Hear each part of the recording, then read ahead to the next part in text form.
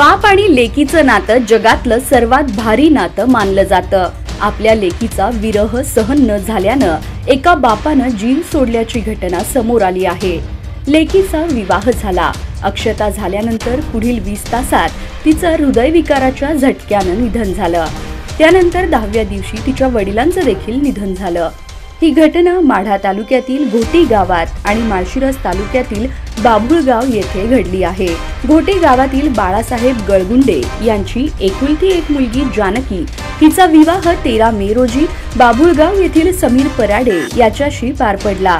मात्र लग्नाच्या दुसऱ्याच दिवशी सकाळी जानकीच्या छातीत दुखू लागल्याने तिला तातडीने अकलूज येथील खासगी रुग्णालयात घेऊन जात असताना वाटेतच तिचा मृत्यू झाला।